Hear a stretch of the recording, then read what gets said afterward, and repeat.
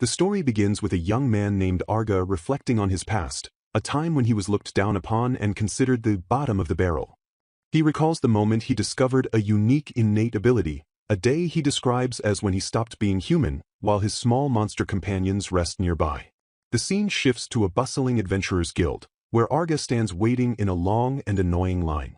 Suddenly, a much larger adventurer confronts him, accusing him of cutting the line. The man mockingly points out that Arga is so small he didn't even notice him there and addresses him by name with contempt. The large man, a B-rank adventurer, proceeds to bully Arga, calling him an E-rank bottom-feeder tamer and questioning his right to speak up. He belittles Arga as a weakling shrimp and grabs his head in a demeaning way. Before things can escalate, a bearded man named Nemeris, the guild master, calmly intervenes. He scolds the B-rank adventurer, reminding him that cutting in line is unacceptable and that such arrogance could result in a demotion.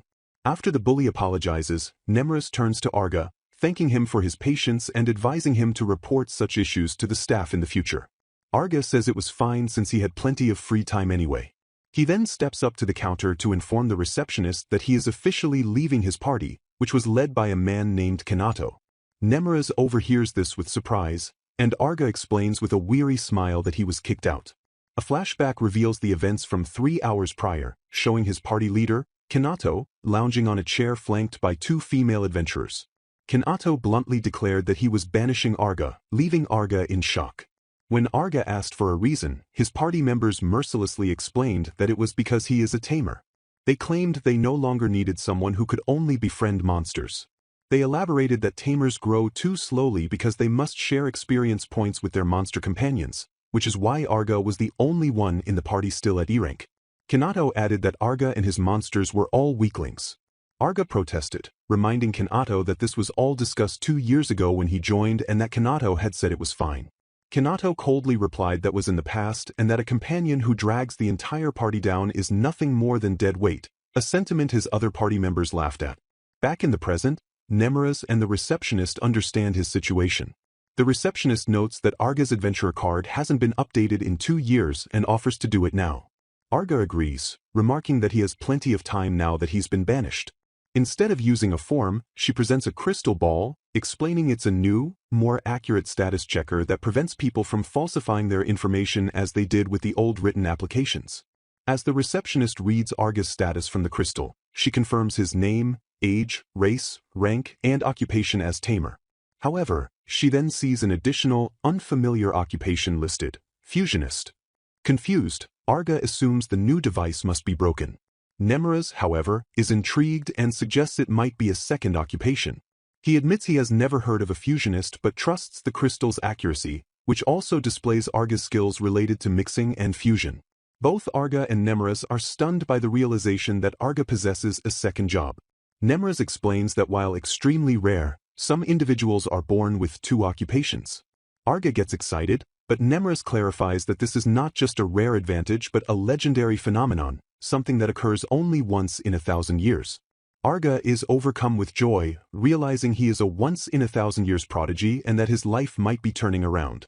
They all wonder what a fusionist does, and Arga speculates that it must be an occupation for crossbreeding monsters. His excitement quickly fades, however, as he mistakenly assumes this is a common ability for all tamers. Nemeris and the receptionist look at him with confusion, asking if he can actually perform such a feat. Later, outside the town in a rocky field, Arga decides to test his ability. He summons his 3 small and weak monsters, a baby dragon named Lala, a baby wolf, and a slime. After checking their underwhelming stats, he decides to fuse Lala with a bat. A flashback to the guild shows Nemeris explaining that tamers can only command monsters. They cannot crossbreed them to create new ones. The receptionist had asked Arga why he thought any tamer could do this, and Arga sheepishly admitted that because he was self-taught and knew no other tamers, he had no one to compare himself to. The receptionist's blunt observation that he had no friends and was just banished had embarrassed him, prompting him to change the subject back to fusion. In the present, Arga initiates the mix fusion art, and a system prompt confirms his choice to fuse the baby dragon and the bat. The 2 creatures are enveloped in a bright light. The fusion results in a new version of the dragon with bat-like wings and a different color. While its overall stats are slightly lower, it has gained the bat's ultrasonic wave skill, making it stronger in battle. Arga is thrilled and promises his monsters he will use his fusionist power to make them all much stronger. Despite this success, Arga feels a sense of despair. He realizes that while his monsters can grow powerful through fusion, he himself remains weak, a supposed prodigy who can't even fight on his own. He clenches his fist, wishing he could become strong like them. Thinking of his former party and how they mocked him, he becomes determined to show them what he's capable of. This desperation leads to a dangerous idea. He recalls reading that humans and monsters are biologically similar, and he wonders if he can fuse himself with a monster. Weighing the immense risk of death or becoming a grotesque chimera against the potential reward of gaining monstrous power, he makes his choice. A prompt appears asking if he wishes to fuse with a lesser arachne. Driven by his desire for strength, Arga confirms the fusion. He is consumed by a blinding light as his body begins to dissolve and reform. Miraculously, he finds himself alive and unharmed. He celebrates his success until he notices a status window in his vision, something only monsters should be able to see. Looking at his new status, he discovers that his race has been changed to demon human, which has enabled the status screen. With a mixture of shock and bewildered laughter, Arga looks at his hands, realizing that he has truly stopped being human. Arga rushes into the Adventurers Guild, excitedly grabbing a quest from the board while other adventurers discuss the available jobs. He quickly approaches the counter, declaring he will take the Goblin Extermination quest in the Northern Plains. The receptionist notes that the reward is low for such simple work, but Arga explains that it's perfect because he wants to test his newfound strength. The receptionist looks at him with curiosity and then notices he seems taller than before. Arga cheerfully says that he was reborn, and that his physical changes are just the beginning, then waves goodbye to her and the guild master, Nemeras, as he heads out. After he leaves, Nemeras and the receptionist discuss how strange Arga is behaving. They find it odd that an experienced adventurer would happily take on a basic goblin extermination quest. Nemeras adds to the receptionist's concern by mentioning that the Northern Plains have become somewhat dangerous recently. Out in the plains, Arga finds a group of goblins and sees them as the perfect opponents to test both his and his monster's new abilities. He checks his own status and is amazed to see that becoming a demon human has quadrupled his life force and magic power while boosting his attack power from 5 to an incredible 81. He also gained the ability to produce spider silk from his fusion and discovered a powerful new skill called Final Evolver, which doubles his experience gain and has the experience needed to level up. Just as he finishes assessing his new powers, the goblins spot him. Arga immediately commands his dragon, Lala, to use her ultrasonic wave skill, which effectively stuns the goblins. He then orders all his monsters, who have also been strengthened through fusion, to attack. His slime, Lulu, now has a bite skill, and his wolf, Lily, has a charge skill. As his companions overwhelm the goblins, Arga joins the fray, easily slicing a goblin in half with his old knife, an act that surprises even himself given his previous lack of strength. With his Final Evolver skill active, Arga and his monsters begin leveling up rapidly after each kill, and he realizes he also gains experience from his companions' victories. Their stats skyrocket, and Arga is stunned to see his own attack power reach 241 and his agility hit 301, putting him on par with A-rank or even S-rank adventurers. He believes he might now have the potential to become the strongest, but his celebration is cut short by a deafening roar. A massive, intimidating sword bear with fur as sharp as blades appears before him. Back at the guild, the receptionist remembers recent sightings of this C-rank monster in the Northern Plains and worries for Arga's safety, knowing its attack power alone is A-rank. Arga, however, remains surprisingly calm. He realizes that becoming a demon human has also maxed out his taming ability, and he considers that he might be able to tame the beast. But with his newfound power, he decides to aim higher and tells his monsters to stay back as he declares he will defeat the sword bear himself. Filled with determination and the promise of massive experience, Arga charges the monster. His knife proves useless against the creature's hard, spiky fur. The sword bear is incredibly fast, but Arga uses his new spider silk ability to swing out of harm's way. Thinking quickly, he wraps his hands in the silk, creating a pair of protective gloves.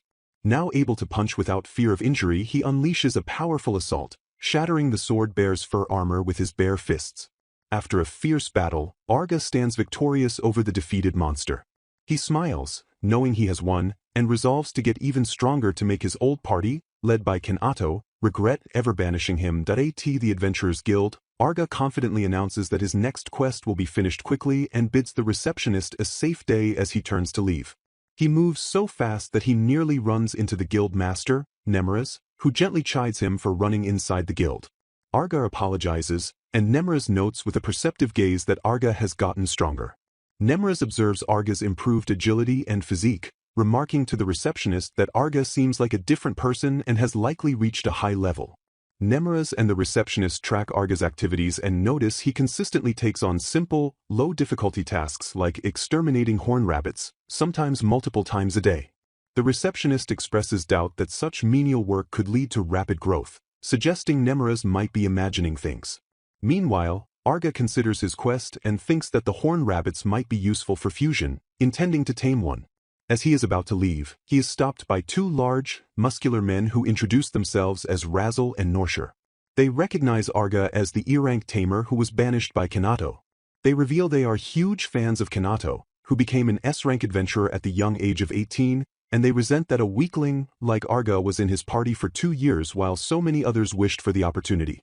Arga dismisses their jealousy, but they clarify that their anger stems from his cheerful attitude. They believe that as someone who caused trouble for their idol, Arga should be reflecting on his actions and looking apologetic instead of smiling. Arga scoffs at their demand, retorting that Kanato is the one who should be reflecting, as he's nothing but trash who used Arga and then discarded him.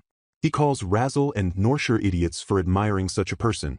Enraged, the two B-rank adventurers draw their weapons, threatening to teach the E-rank brat his place. The receptionist warns Nemruz that they need to intervene, but Nemruz decides to watch for a moment to see how strong Arga has truly become. Razzle and Norshir attack, but Arga effortlessly dodges their strikes and disarms them with ease, all while chiding them for violating the guild's rule against drawing weapons. Frustrated and humiliated at being lectured by a supposed E-rank tamer, Razzle and Norshir abandon their weapons and attack with their fists. Arga easily evades their punches, noticing something strange. He finds it unbelievable that B-rank adventurers could be so slow and clumsy, wondering if they are trying to trick him into letting his guard down. Deciding it must be a trap, he plays along, feigning confusion to lure them into revealing their plan. He easily throws one of them to the ground and waits for the other to make a move. When the second man remains motionless, Arga prepares to strike again to force their hand. Just as he is about to attack, Nemruz steps in and stops him, explaining that the fight is over because both men are already unable to continue. Arga is bewildered, still believing they are faking, but Nemruz explains that Arga has become so overwhelmingly strong that his perception hasn't caught up to his actual power. Nemruz points out that everyone else in the guild can see how powerful he is, and bystanders murmur in amazement at how an E-rank tamer defeated 2 B-rank adventurers without even using his monsters. Nemruz reminds Arga to show more restraint in the future, a concept Arga can barely comprehend, as he never imagined he would become strong enough to need to hold back. As Arga leaves, Nemruz and the receptionist discuss his sudden and incredible increase in strength. The receptionist speculates that it must be related to his newly discovered second job. Their conversation is overheard by a beautiful, long-haired woman who asks them to tell her more about the man with the second job. This woman is identified as Sissel Lucergel, humanity's strongest SSS rank adventurer. In a dangerous cave, a young, cloaked elf is nearly crushed by a giant centipede monster. He narrowly escapes and curses Kanato, saying he'll be haunted if the elf dies. Just then, Sissel appears and asks why he is alone in such a perilous place.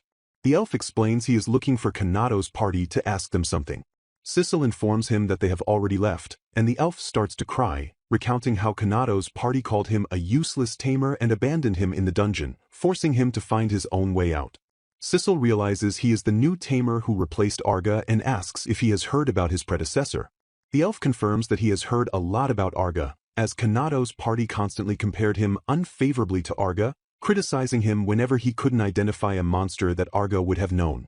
Sissel then asks if he heard anything about Arga's abilities, specifically his power to crossbreed monsters. The elf is shocked, as he knows that's a different occupational skill that no tamer should possess. Sissel explains that Kanato's party, having witnessed Arga's fusions many times, had come to believe it was a normal tamer ability, which is why they criticize their new tamer for being incompetent. Sissel becomes intensely curious and asks the elf to tell her everything in detail. Meanwhile, Arga is examining his monster, Lala, who has evolved into a little chimera dragon. He is displeased with her grotesque appearance, which he attributes to his own carelessness in fusing her with incompatible monsters. He realizes that the fusion materials significantly impact the evolution path and resolves to correct it. He finds a nearby beginner-friendly dungeon called the Palpari Labyrinth, believing it will contain the right materials to fix Lala's evolution.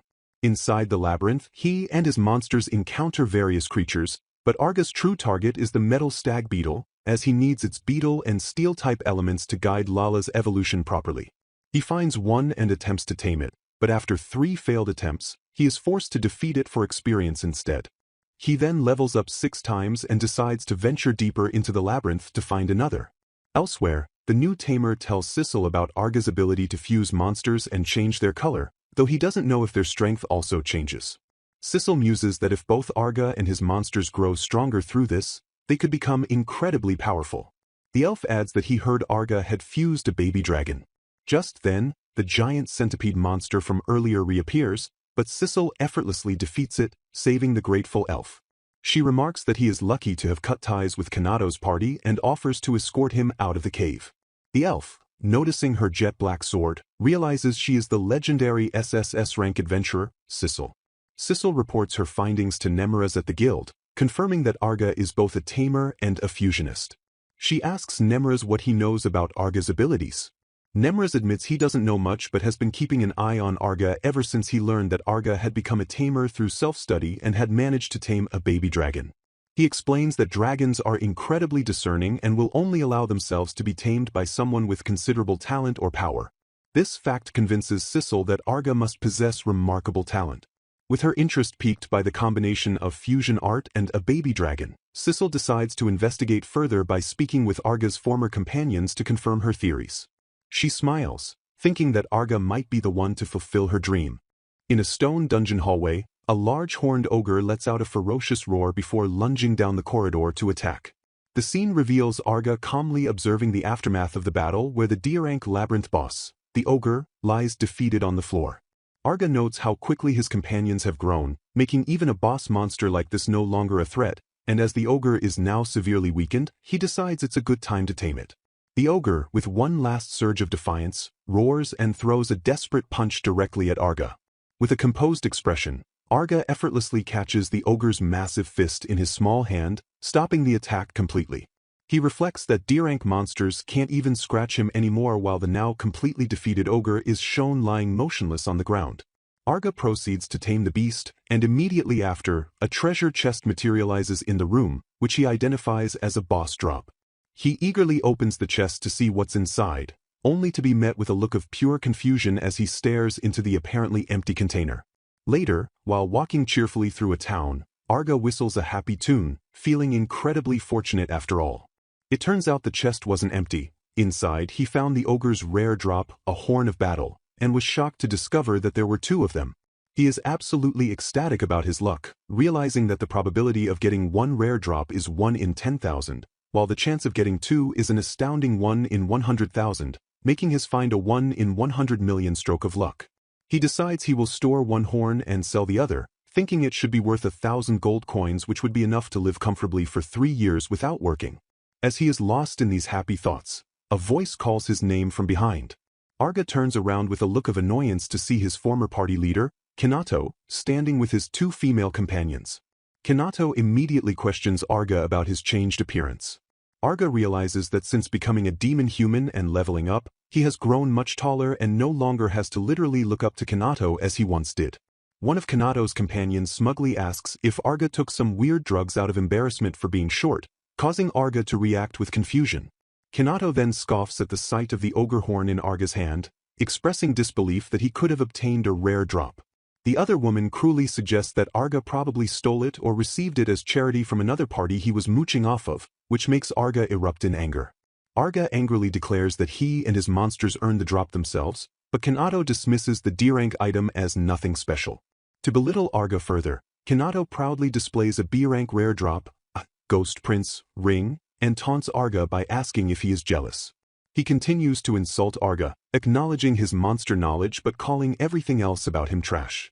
Following this display of arrogance, Kanato offers to let Arga rejoin their party if he insists, implying that only by being with them could he obtain such good stuff. Arga looks at his former leader with a smirk, fully understanding their true intentions. Arga sees through their facade, realizing that Kanado's party must be struggling with their dungeon conquests now that they lack his essential monster knowledge, and that is why they want him back. He internally scoffs at their excitement over the B-rank ring, knowing from his own expertise that it's actually a worthless item and that high-rank drops are not always superior, a fact his ignorant former teammates don't even comprehend. He laughs at their clumsy attempt to recruit him again, now that they have finally realized his value. When one of the women asks if he's truly rejecting Kanado's kind offer, Arga turns his back on them, tells them to shut up, and asks who in their right mind would ever want to join them, as his powerful, fused monsters appear at his side. Kanado's party reacts with disgust to the sight of Arga's evolved companions, calling his wolf hairy and the chimera-like dragon grotesque, though they concede the slime looks mostly normal. Arga tells them all to disappear from his sight. As they walk away, they call him a barbarian, while Arga mutters in frustration about how they ruined his lucky day. As they leave, Arga vows to become so overwhelmingly strong that they can never look down on him again.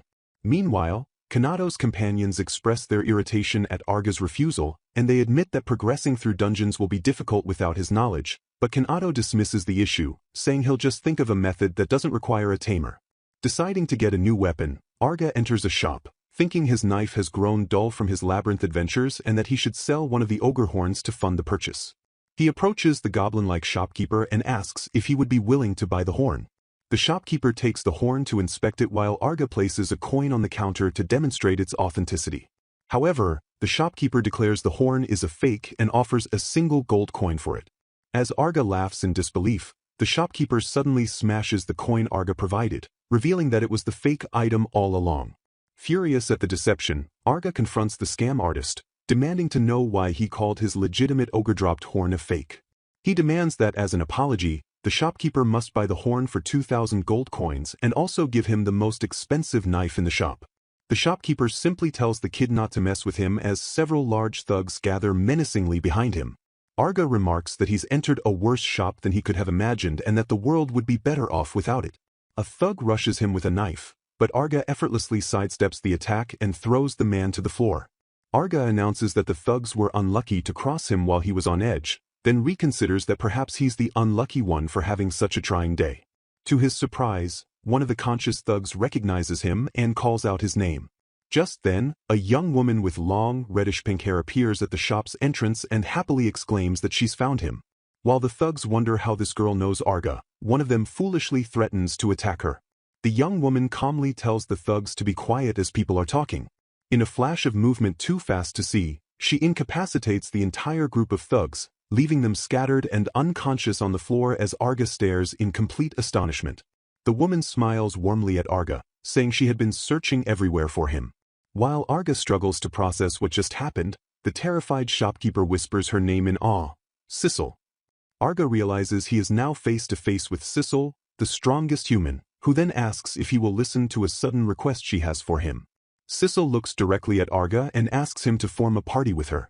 The proposition from humanity's strongest adventurer leaves Arga utterly stunned and confused.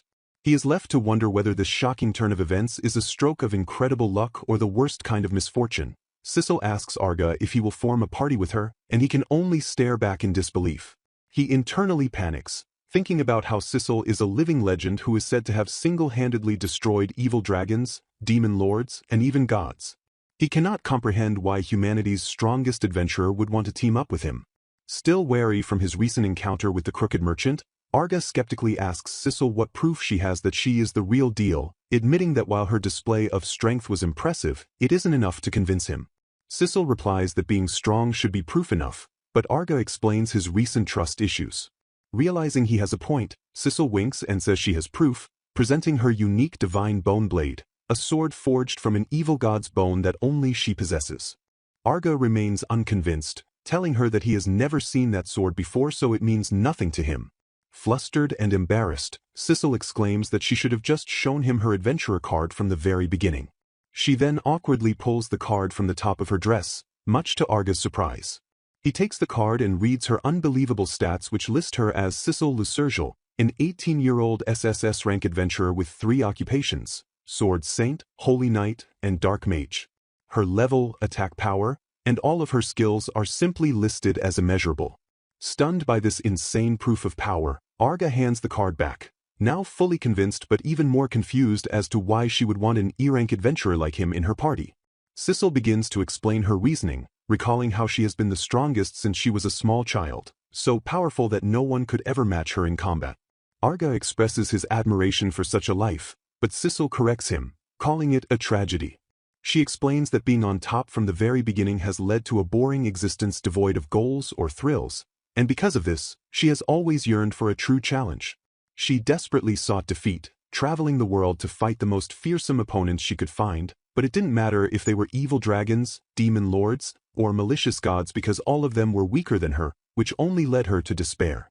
Arga finds her problem incredibly strange, and Sissel continues, explaining that when she heard rumors about him and his unique ability to strengthen monsters through fusion, she finally found hope. She believes that if he can create the strongest possible monster for her to fight, she might finally experience the defeat she has longed for her entire life. Now understanding her bizarre motive, Arga agrees to join her party, but he has one condition. He looks at her with serious determination and challenges her to fight him. 1 week later, a massive coliseum is packed with a curious crowd. Spectators murmur among themselves, with some believing Sissel is about to duel while others heard it is an entrance exam for her party, though they all agree her opponent must be a reckless person. Across the arena from Arga, Sissel stands calmly, waiting for the match to begin. Arga looks at the large crowd and figures the thugs from the weapon shop must have spread the word about the fight, which he thinks is quite convenient for his purposes. Sissel smiles at him, remarking that he looks amazing. Sissel tells Arga that she can see he has grown much stronger in the past week, and he recalls the promise he made to her. He had told her that he was not yet worthy to stand beside her but that he would become a worthy man in just 1 week's time. Now, ready to prove himself, he agrees to begin, and Sissel says she is excited to see what he's got. As Sissel draws her sword, Arga is hit with an incredible pressure that makes him feel as though he has no chance of winning, but he steels his resolve, knowing that he absolutely cannot back down now. High in the stands, 2 men recognize Arga, with one of them referring to him as Kanato's old lackey. Arga overhears this and realizes that this is his reputation, and if he teams up with Sissel now, he will just be seen as her lackey instead. Determined to change this perception, he decides he will not run away but will face her head-on and show everyone his true strength. With a powerful shout that he has changed, Arga bursts forward with stunning speed, rushing toward Sissel. The crowd gasps at his velocity as he closes the distance between them in an instant. He unleashes a furious barrage of strikes, but Sissel deflects every single one with her sword, seemingly without effort. Arga is shocked that even after a week of constant fusion and more than 100 level-ups, he feels like he is facing a giant, unmovable wall and can see no path to victory. Sissel praises him, saying it's amazing that he can keep up with her so well, before casually revealing that his current power is roughly equivalent to her own strength when she was just 2 years old. This comment leaves the audience in disbelief, unable to comprehend that Arga is fighting evenly with someone who defeated gods in the blink of an eye, while he continues to dart around the arena. Arga knows the black dragon fang he acquired from the shady merchant won't hold up against Sissel's divine blade for long. He decides not to use his monsters, fearing they could be killed in the fight. Sissel tells him she wouldn't kill them, but Arga retorts that accidents can happen. In the next moment he summons his 3 monster companions, who launch themselves at Sissel. Surprised by this move, Sissel calls him a cheater, pointing out that he just said he wouldn't use them. As his monsters charge, Arga uses them as a decoy and dashes behind Sissel, preparing a surprise attack from her blind spot.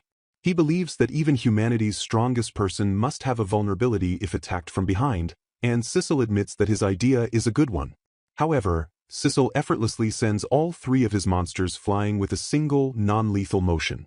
Arga is stunned at how easily she handled them all at once but is relieved to see they are not dead. He apologizes to his companions for using them as a sacrifice but knows their distraction has given him the opening he needed to close the distance for a decisive blow.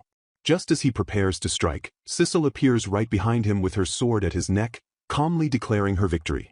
Arga asks how she dealt with his monsters, and she explains that when one moves fast enough, afterimages are a natural result, revealing that his monsters attacked was not real. She adds that she just flicked them away with her finger, the same way she dispatched the thugs a week ago. Completely outmaneuvered, Arga laughs and admits his surrender. To Arga's surprise, the crowd erupts in cheers, shouting his name and praising the incredible match, with many proclaiming they have a newfound respect for tamers. He realizes that he won't be mocked anymore. Sissel asks if he is satisfied, and with a smile, he agrees to become her companion. 2 days later, Arga and Sissel stand at the entrance of the A-rank IKicked labyrinth. Sissel tells him that while she knows he is strong, she wants to see how he fights against monsters in a real combat situation, and Arga agrees. In what seems like an instant, Arga and his monsters completely annihilate a group of powerful creatures inside the labyrinth. Sissel, who was watching, admits she couldn't even follow his movements and asks him to do it one more time. He explains that an A-rank labyrinth is no challenge for him and that to see his true power, they would need to enter an S-rank labyrinth at minimum. The problem, he notes, is that his E-rank status prevents him from entering by regulation, which gives Sissel an idea. With a bright smile, Sissel exclaims that he should take a promotion exam. She explains that to enter an S-rank labyrinth, he must be promoted to S-rank. She then casually adds that with her recommendation, he can take the exam and be promoted directly to SSS rank. Arga is left with a look of pure horror at the thought of being catapulted to the highest possible rank purely by circumstance. They tee the entrance to a menacing SS rank labyrinth, a massive tower entwined with the gnarled roots of a colossal dead tree. Kanato's party prepares for their next challenge. One of his female companions expresses her nervousness about entering such a high-level dungeon, but Kanato reassures her that with their strategy, everything will be fine. With a look of fierce determination, Kanato declares that they will conquer the labyrinth even without Arga or any other tamer. His other female companion enthusiastically agrees, shouting that they don't need that loser as they set their sights on conquering the dungeon and achieving the coveted SS rank. Meanwhile, inside the Adventurers Guild, Nemeras and another man discuss the recent rumors about Kanato's party. The man reveals that Kanato's group has apparently resorted to using chicken tactics to clear dungeons. A different adventurer explains that this flawed strategy involves skipping all the weaker monsters in a labyrinth and heading straight for the boss, whom they defeat with poison. This conversation highlights their recklessness, as Nemeras reflects that any adventurer with decent ability understands the immense value of the information and knowledge that tamers provide, a resource Kanato's party foolishly casts aside by going through tamers so quickly. Later, Sissel and Arga are led into a large, empty examination room where Nemeras has been waiting for them. The guild master apologizes for the delay and then comments on Arga's remarkable growth. He tells Arga he understands why he's taking the SSS rank promotion exam, but Arga corrects him, explaining that he is only doing it because Sissel told him to, which prompts Nemeras to note that the two have officially formed a party. Their conversation is cut short when a very large, muscular man with blonde hair and facial markings rudely interrupts, telling Nemeras to stop the pointless chatter and begin the exam. Annoyed by the interruption, Nemeras introduces the man to Arga. Nemeras formally introduces the examiner as Raja, an SSS rank adventurer. Raja squints at Arga, asking if they have met before. Arga immediately recognizes the resemblance and realizes that Raja must be the brother of Razzle, the B-rank adventurer who picked a fight with him at the guild. Raja confirms this, and his demeanor instantly shifts. He becomes intensely emotional, yelling at Arga for beating up his big brother and revealing that Razzle has been depressed and reclusive ever since the incident. Arga calmly states that Razzle started the fight and simply got what he deserved. This enrages the small, childlike adventurer accompanying Nemeras, who threatens to kill Arga, while Nemeras sighs as the atmosphere in the room grows heavy. Nemeras steps between the two combatants and explains the very simple rules for the promotion test. Arga and Raja will fight, and if Arga can achieve a draw or a victory, he will pass. The two opponents face each other, and just as the test is about to begin, Raja lets out a furious roar and lunges at Arga with his sword, screaming that he will kill him. Arga reacts instantly, throwing himself backward to dodge the surprise attack as Raja's blade narrowly misses him. Now on the defensive, Arga narrowly avoids Raja's follow-up strike, which pins his cloak to the ground. The child adventurer worries that Raja cheated from the start and urges Sissel to help. Sissel, however, remains perfectly calm, telling her companion that it will all be over soon. While it appears that Arga is about to be overwhelmed, Sissel watches with confidence. Raja continues his relentless assault, laughing maniacally as he swings his sword wildly, but Arga's expression remains focused and composed. In a sudden blur of motion, Arga finds his opening. He unleashes a powerful punch that sends Raja flying backward, crashing into the stone wall with enough force to shatter it. The child adventurer is completely baffled, asking how Arga managed to win when he was at such a disadvantage from the surprise attack. Arga, standing over the unconscious Raja, calmly explains that he had anticipated his opponent would fight dirty and was therefore on his guard. Nemeras then asks why he looked so surprised, and Arga clarifies that his surprise was not due to the attack itself but because Raja's movements were incredibly slow. He admits he had the same thought when he fought Razzle, briefly wondering if they were both deliberately slowing down to trick him. Arga realizes that Raja's slowness was genuine and not a tactic. He explains that he only pretended to lose his stance to see what Raja would do next. The child adventurer asks why he was dodging for so long, and Arga replies that he was timing his strike carefully, aiming to defeat Raja without seriously injuring him, just as Nemeras had instructed. Recalling the guild master's earlier advice to show restraint, Arga confirms that he did exactly that. Nemeras looks at him with a proud smile, acknowledging how much Arga has truly grown in both power and maturity. Without any further hesitation, Nemeras places a hand on Arga's shoulder and declares that he has passed the exam without question. In front of the guild building, he officially recognizes Arga Abilion as an SSS rank adventurer. Arga holds his new SSS rank card, marveling at how easily he obtained the highest rank, while Sissel says she knew he would be fine all along. She then asks what he wants to do now that they can enter any labyrinth they choose. Sissel suggests they should have a promotion party to celebrate and decide on their next destination. As they walk through the town, a desperate voice suddenly calls out Arga's name. They turn to see Kanato and his female companion on their knees, looking battered and defeated as they plead for Arga to help them. A flashback shows Kanato and his two female companions, Sans and Raton, running frantically through the crumbling ruins of a labyrinth several hours earlier. They are desperately trying to escape from an unseen enemy. A massive stone pillar crashes down behind them, and Kanato's party is thrown to the ground by the force of the attack. One of his companions encourages him not to give up on his goal of becoming an SS rank adventurer, but Kanato, defeated, says this is as far as they can go as a shadowy figure looms over them. As the menacing, dark silhouette of a monster with glowing eyes watches them, the female companion named Sans suggests they use a return stone to retreat. She realizes, however, that the monster is giving them no opening to use the item. Suddenly, their other party member, Raton, is thrown from the ledge and falls away from the group. Kanato yells out her name in shock while Sans urges him to use the return stone now that they have a chance. Kanato hesitates, but Sans insists that Raton will be fine with her evasion and defense magic and that they can come back to help her later. With a look of resolve, Kanato clutches the return stone, deciding to abandon his teammate. Raton looks back in absolute terror as she watches Kanato and Sans apologize before being enveloped in the light of the return stone, leaving her all alone to face the monster. Back in the present, Arga listens to this story with his arms crossed, understanding that Kanato and Sans abandoned their companion and fled. Kanato desperately denies this, claiming they intend to go back and help, and then he begs Arga to help them save her. Arga smirks, questioning why they are relying on him now after banishing him and sarcastically asking if they have the knowledge to defeat the monster themselves. He wonders aloud if they will take back the banishment if he agrees to re-recruit them. As Kanato stammers, claiming to be reflecting on his past actions, Arga seems to relent and says he will help. Arga then feigns disappointment, stating that it's too bad his E-rank status prevents him from entering an SS-rank labyrinth. Kanato and Sans curse him, thinking their effort in bowing and begging was wasted. With a triumphant grin, Arga then pulls out his new adventurer card and says he forgot that he just got promoted. Kanato and Sans are completely stunned to see that Arga's card is now SSS rank. Kanato immediately asks if the card is forged, but Arga confirms he can now enter SS rank labyrinths. Kanato's attitude changes in an instant, and he bows his head, apologizing profusely. Sissel looks on with disdain, remarking to Arga that she is surprised he was ever companions with such trash.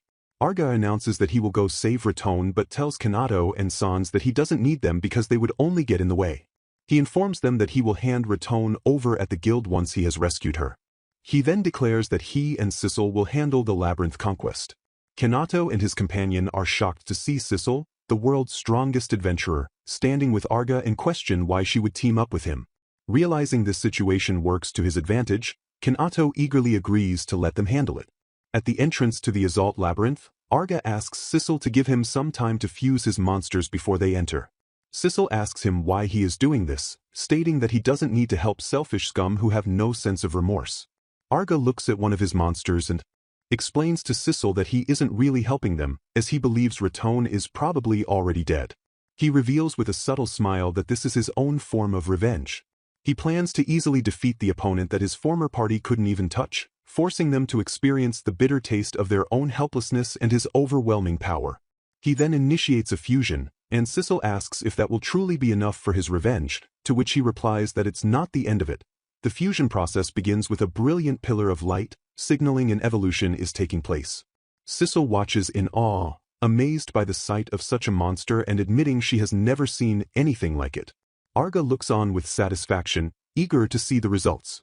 Inside the labyrinth, Arga's newly evolved wolf and stag beetle monsters are shown while he and Sissel walk through the initial corridors.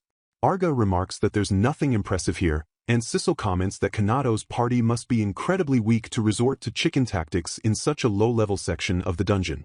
She notes that this area is not yet SS rank difficulty. Arga's new bull-like monster stands beside him as he explains that using a flawed strategy like chicken tactics is foolish, as it would never work on bosses that possess immunity to status ailments. He then casts a spell, saying something about Kanato's story is bothering him. Sissel reveals that the labyrinth's boss is a vampire, and she also found Kanato's story to be suspicious. Arga agrees, stating his main concern is the fact that they were able to retreat at all. Sissel explains that proud vampires hate when their prey escapes and would typically use magic to interfere with return stones. She adds that even if they offered a sacrifice, the vampire would not have simply let two other blood bags go free. She concludes that the boss might be a mutant. Arga considers the possibility of a vampire variant like a vampire princess or vampire noble, which would make them an SSS rank opponent. He reasons that a nobler variant would be even less likely to let them escape, but Sissel confirms that it is not unheard of for an SSS rank boss to appear in an SS rank labyrinth. As they approach the large, ornate doors to the boss room, a sword suddenly flies out and embeds itself in the wall just inches from Arga's head. He dodges it just in time, and a female voice laughs, praising his reflexes. Arga calmly identifies the weapon as a blood sword. A beautiful vampire with short pink hair and an elegant black dress appears before them. She introduces herself as Reina, the great vampire princess Reina la Rarilcia, and tells Arga he should be proud to have avoided her attack. Arga confirms that the boss is indeed an SSS rank vampire princess mutant, just as they suspected. Sissel decides to leave the fight to Arga, who then floats up to face Reina. The vampire princess is surprised as Arga rises to meet her. He summons his powerful, newly fused monsters to his side. Reina recognizes him as a tamer but confidently declares that commanding such lowly creatures will not be enough to defeat her.